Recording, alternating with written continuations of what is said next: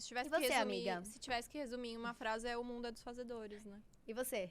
Eu o quê? O que você daria de dica prática? Eu amo a entrevistada, a entrevistadora. Tava pensando nisso, né? Que eu nem contei a minha história. Em algum momento de algum podcast eu vou ter que falar sobre mim. Mas o que eu acho? É uma dica prática. Uma dica prática. Eu acho que eu vou mais do lado da Maria, assim. Grava um stories, começa a se filmar e conversar com a audiência. Ou começa a escrever e posta uma foto X, mas com um texto muito genuíno, muito sincero. Eu também sou mega orgânica, assim, e os meus melhores posts são aqueles que eu mais abro o meu coração, que eu mais conto da minha história, do lado bonito, do lado feio. Inclusive, o nome desse podcast, Lado B, era um pouco para explorar essa coisa do a gente falar dos bastidores. E é assim que você se conecta, né, com a pessoa, e é assim que depois você vai identificar que tem uma oportunidade de negócio ali. Até quando você estava falando, Duda, eu lembrei da história do produto que você criou, da venda dos presets, né? Foi muito algo que você fez porque você escutou todo mundo pedindo. Você estava lá postando fotos bonitas, bem editadas. E aí as pessoas pediam muito, como que você edita a sua foto? Compartilha com a gente. E aí a Duda foi lá, em vez de simplesmente entregar de mão beijada o jeito que ela editava, ela criou um produto, uma oferta, né? Que entregava essas edições prontas para as pessoas irem lá e só copiarem e colarem. Então, acredito muito nisso, assim, seja orgânico, fiel, nunca traia a sua alma, se conecte ali de corpo e alma, que tudo vai ser natural e não só vai gerar dinheiro, mas vai cumprir com o propósito que a gente fala tanto, né? Do porquê que eu estou ali, por que eu tô fazendo isso, porque eu gosto, mas também porque eu acho que mudou minha vida, então eu quero gritar para mais pessoas que elas podem ter a mesma transformação que eu. E foi o que eu vivi e foi isso que me levou também a mudar de posicionamento hoje em dia profissional. Eu fui parar no mercado financeiro porque, voltando, igual você gosta de colocar o contexto, né? Em casa as coisas nunca foram fáceis, a gente nunca passou necessidade, mas a gente passou bastante dificuldade. O meu pai não tinha educação financeira, então a gente vivia altos e baixos. E até os 11, 12 anos de idade, o meu pai tinha um emprego, então por mais que ele gastasse tudo que ele ganhava, tinha certa segurança. E na crise de 2008, meu pai foi demitido da multinacional que ele trabalhava. Caiu alguma coisa aqui. O fone. Ele foi demitido e aí do dia pra noite ele viu que ele não tinha guardado nada. Então a gente vivia super bem, mas ele não tinha reserva nenhuma. E aí ele ficou de 2008 até 2012 tentando se reposicionar no mercado. Ele já era mais velho, não conseguiu. E a gente teve que mudar de São Paulo, que era onde eu tinha nascido e crescido. Sempre estudei na mesma escola, na mesma casa. A gente teve que mudar de estado por conta de restrição financeira, né? Na verdade, a gente passou 4 anos baixando o padrão de vida mês a mês.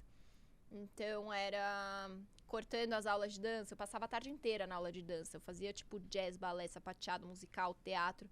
E aí, meu pai ia cortando mês a mês por questão financeira. Depois, não tinha mais dinheiro para comprar o uniforme na escola. Então, eu comecei a usar as roupas do meu irmão. E aí, rasgava o joelho, colocava aquele negócio de borracha. E aí, não tinha mais dinheiro para comprar livro novo. Então, era o livro do sebo. Aí, começou a história de eu chegar em casa e minha mãe chorando com medo disso. Aí, a gente mudando de estado. O carro, que era o carro bacana, do nada tinha que ser o carro 2001. Então, essa fase da minha adolescência foi muito plantando uma sementinha do tipo, cara, aqui em casa as coisas não são iguais. Essa época você tinha quantos anos?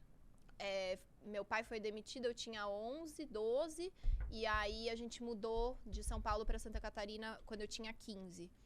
E aí, foi inclusive a época que eu comecei a trabalhar. Porque com 14 anos, meu pai cortou quase que 100% minhas aulas de dança. E era minha vida. Eu falava que eu queria seguir carreira artística.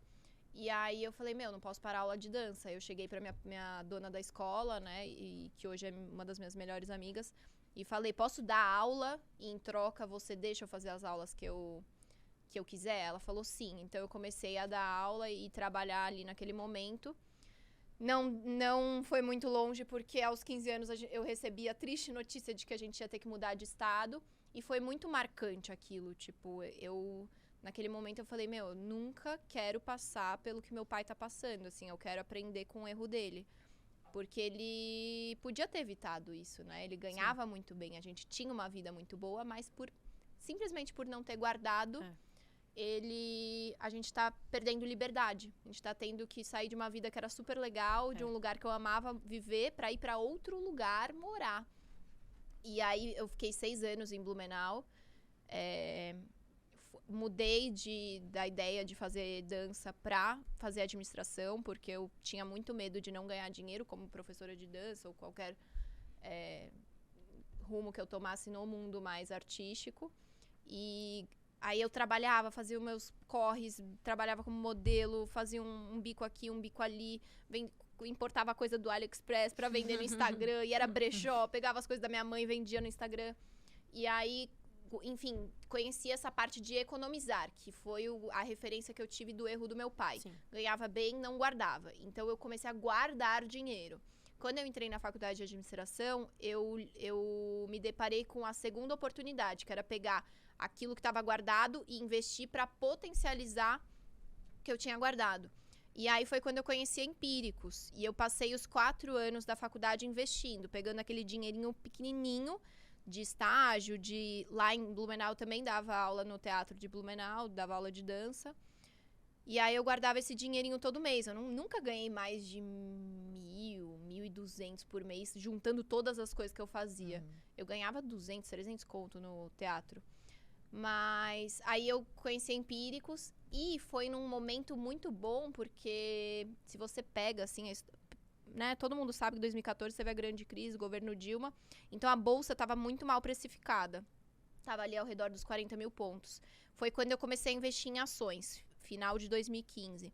E aí foi o momento que, voou. Tipo, a bolsa dobrou em questão de um ano e pouco.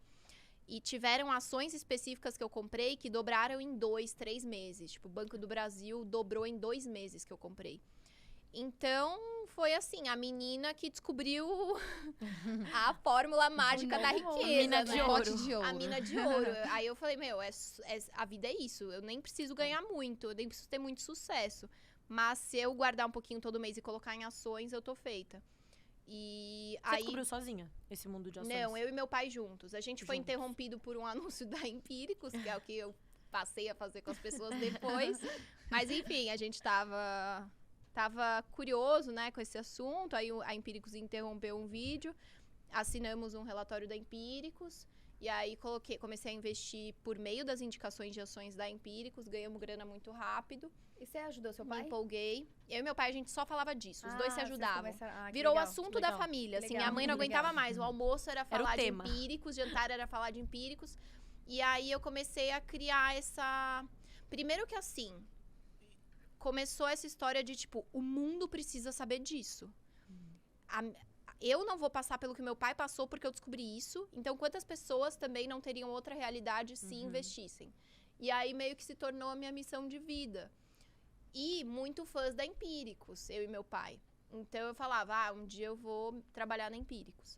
Aí eu terminei a faculdade de administração lá em Blumenau, odiava Blumenau, meu sonho era voltar a morar em São Paulo. E, enfim, me formei, meu currículo era muito ruim. A minha faculdade lá em Blumenau é fraca, eu dava aula no teatro de dança, né? Então não é que eu tinha um baita currículo. E aí eu falava, um dia eu vou trabalhar na Empíricos. Aí eu me formei, tomei umas cervejinhas a mais um belo dia, mandei um e-mail pra Empíricos pedindo um emprego. Bêbada? Você mandou meio bêbada? É engraçado, pegar o e-mail, eu mandei 2 da manhã. Gente. Você tava meio bêbada? Tava. Ou ela é muito boa? Vocês já viram o e-mail? Que isso, mano? Gente. É um e-mail que, tipo, qualquer perfeita. lugar contrataria aqui. É uma copy.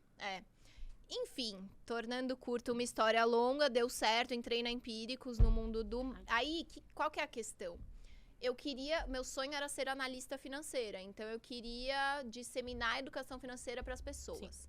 Mas a vaga que tinham, como o meu currículo era muito ruim, a vaga que tinham era no marketing. E marketing, depois de matemática financeira, tinha sido a pior matéria da faculdade. Tipo, era muito ruim mesmo, assim.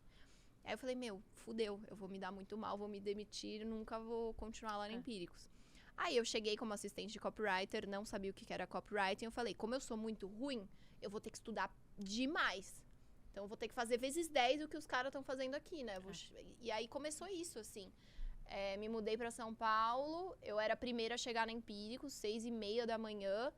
Saía e chegava em casa, continuava estudando, lendo copy. Passei 6 meses, sei lá, indo... Até sonhar, eu sonhava com copy, porque eu precisava muito aprender aquilo rápido pra não me demitirem. Quando eu tô intensa, assim, alguma Tudo coisa, de eu novo, sonho isso, também. que eu gosto Não, de na verdade copy. foram 6 meses. Os 3 meses daquela história do contrato...